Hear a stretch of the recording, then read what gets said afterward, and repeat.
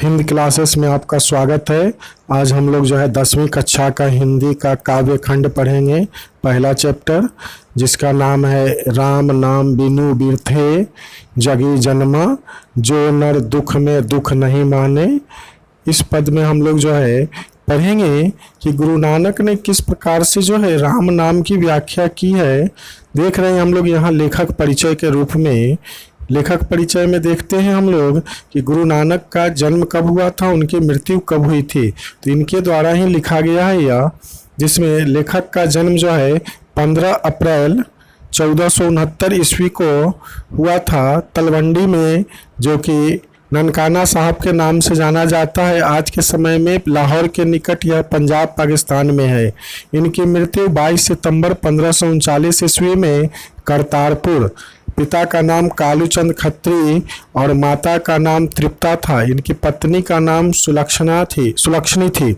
तो इस प्रकार से इनका जन्म स्थान जो है वह ननकाना साहब के नाम से जाना जाता है। और तलवंडी ग्राम जो लाहौर के निकट है, रावी नदी के तट पर इनका जन्म हुआ था, जो अविभाजित भारत में था, हिंदुस्तान में था। आज़ादी के बाद यह पाकिस्तान में चला गया। और इसके बाद इनके द्वारा जो कविता जो 2 पद में लिखी गई है, इनका राम नाम बिनु बिरथे जगी जन्मा और जो नर दुख में दुख नहीं माने। इनके पिता जो है इन्हें अपने व्यवसाय में लगाने का प्रयास किया था, लेकिन इनका मन जो है सांसारिक जो है मोह माया में नहीं लगा। हिंदू मुस्लिम दोनों को सभी धार्मिक उपासनाओं पर ये बल दिए। वर्णाश्रम व्यवस्था और कर्म कांड के विरोध करके निर्गुण भक्ति का इन्होंने प्रचार किया था।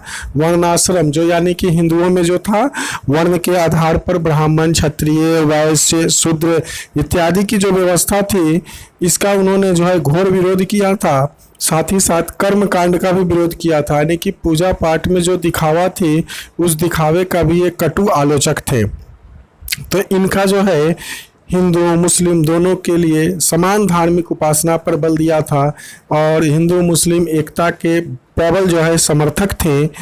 निर्गुण भक्ति अर्थात इन्होंने जो है ईश्वर की भक्ति पर जो है बल दिया था, न कि दिखावा पर बल दिया था।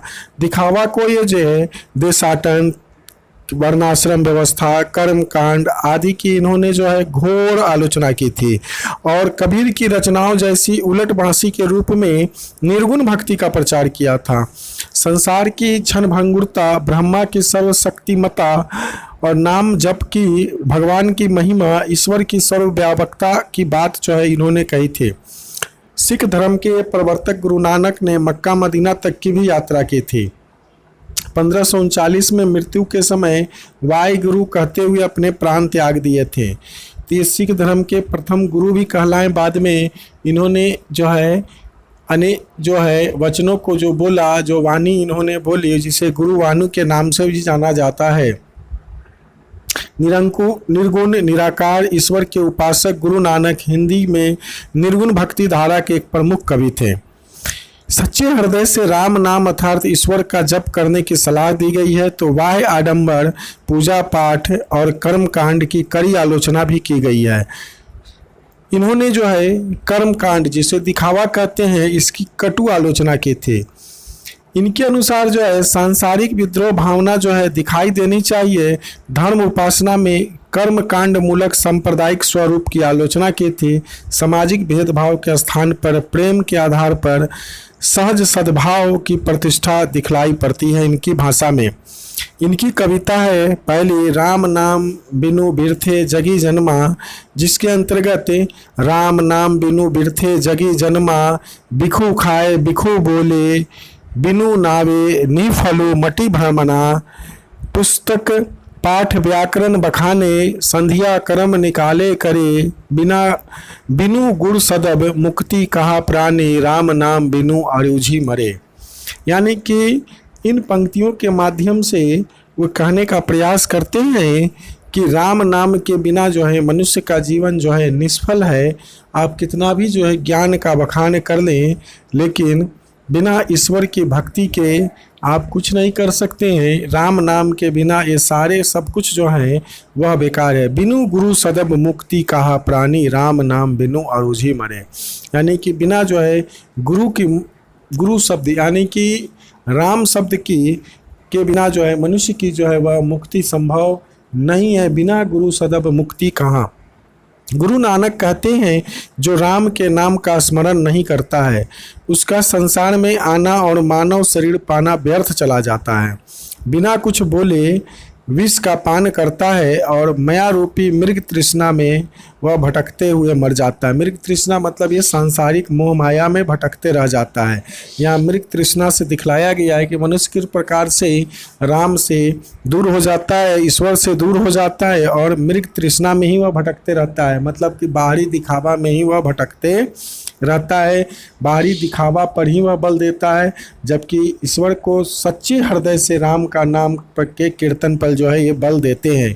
कहता है कि बिना कुछ बोले भी विष का पान करता है वह जो मनुष्य जो है ईश्वर का नाम नहीं लेता है।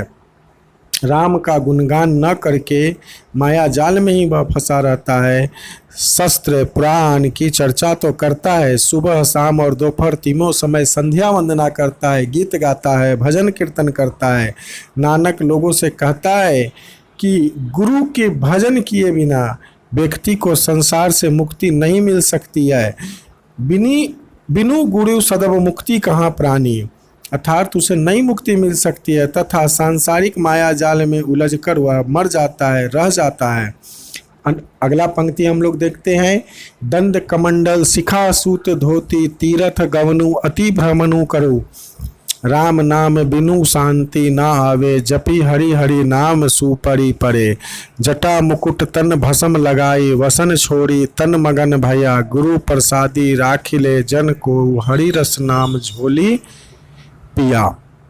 यहाँ जो है दिखा रहे हैं कि दंड कमंडल शिखा सूत धोती यानी कि कमंडल लेकर के शिखा बढ़ा करके जटा बढ़ा करके धोती पहन करके तीर्थ कर करके गीत गा करके जगह जगह भ्रमण कर करके मनुष्य जो है वह राम को नहीं पा सकता है। राम नाम बिनु शांति न आवे जपी हरि हरि नाम सुपारी परे, यानी कि जो व्यक्ति जो है राम का नाम शांति पूर्वक ले लेता है उसके मन जो है वह शांत हो जाते हैं, आत्मा जो है उसकी शांत हो जाती है और राम नाम के जपने से ही जो है ईश्वर उसकी जो है जीवन को पार लगा देते हैं, उसका जीवन जो है धन्य हो जाता है, इस संसार से दुखमय जीवन के वह पार पहुंच जाता है। उसके बाद देख रहे हैं राम नाम बिनु शांति, राम नाम के बिना कहीं शांति नहीं है। नेक्स्ट लाइन हम लोग देखते हैं। जटा मुकुट तन भसम लगाई वसन छोड़ी तन मगन भया, गुरु प्रसादी राखिले जन कौनु हरि रस नामक झोले पिया। कहता है कि जटा मुकुट बढ़ा लेने से, जटा बढ़ा लेने से, धारण कर लेने से, तन पर भस्म लगा लेने से, वसन छोड़ी तन नगन भया और नग्न तन पर रहने से जो है मनुष्य का जीवन जो है सफल नहीं हो सकता है। जेते जियत जंत जल थल महियाल जत्र तत्र तू सर्व जिया। कहता है कि ये सब भस्म लगाने से सब कुछ नहीं होना वाला है। ऐसे प्राणी बाहरी दिखावा के लिए दंड कमंडल शिखा जनेऊ और गिरुआ वस्त्र धारण कर तीर्थ यात्रा करते हैं, लेकिन राम नाम का भजन किए बिना जीवन में शांति नहीं मिलती है। भगवान का नाम लेकर ही पैर पुजाते हैं। वे अपने को संत कहलाने के लिए जटा को मुकुट बना करके शरीर में राख लगा लेते हैं, वस्त्रों को त्याग कर नग्न हो जाते हैं, यानी कि ये सब दिखावा करते हैं जिससे कि संसार में जितने जीव जंतु हैं उन जीवों में जन्म लेते रहते हैं। लेकिन लेखक कहते हैं कि इससे मनुष्य की मृत्यु के बाद वह जीवन सफल नहीं होता है, मोक्ष की प्राप्ति नहीं होती है। भगवान की कृपा को ध्यान में रखने से ही मनुष्य का जीवन जो है वह सफल होता है, मुक्ति मिलती है। अगला है जो नर दुख में दुख नहीं माने, जो नर दुख में दुख नाही माने, सुख स्नेहु अरु भय नाही जाके, कंचन माटी जाने नहीं निद्रा नाही अरि अस्तुति जाके, लोभ मोह अभिमाना हरक शोक ते तैरे नियारो, नाही मान अपमाना आशा मनसा सकल त्यागी, कै जग ते रहे निराशा। कहता है कि जो मनुष्य नर दुख में दुख नहीं मानता है, यानी कि सुख दुख को एक समान मानते हुए उदासीन रहते हुए वह जो है मानसिक दुर्गुणों से ऊपर उठ जाता है, अंतःकरण की निर्मलता हासिल करता है, उसका जीवन धन्य हो जाता है। वह जो है इस संसार को त्यागते समय किसी प्रकार के उसमें निराशा नहीं रहती है, उसके अंदर कोई अभिमान नहीं रहता है। वह जो है त्यागते समय बहुत ही आनंद को प्राप्ति करता है, अर्थात उसका जीवन जो है वह धन्य हो जाता है।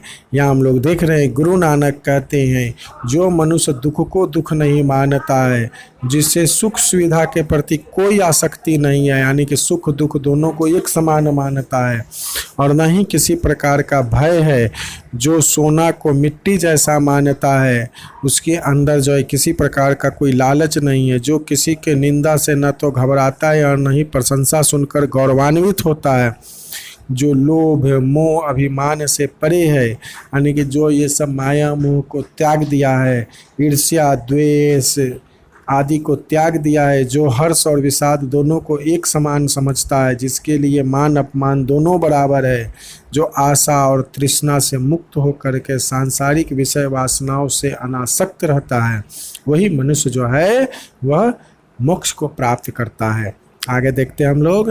काम क्रोध जेहि पर से नाहिन तेहि घट ब्रह्म निवासा, गुरु कृपा जेहि नर पे किन्हीं तीन या जुगति पिछानी, नानक लियो भयो गोविंद सो जयो पानी संग पानी। तो इस तरह से देख सकते हैं कि काम क्रोध पर मनुष्य जो है जो विजय प्राप्त कर लिया है उसी में ब्रह्मा का निवास होता है।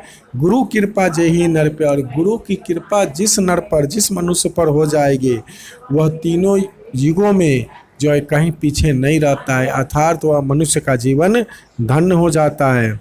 नानक लीन भयो गोविंद, और नानक तो राम के नाम में ही लीन हो गए थे।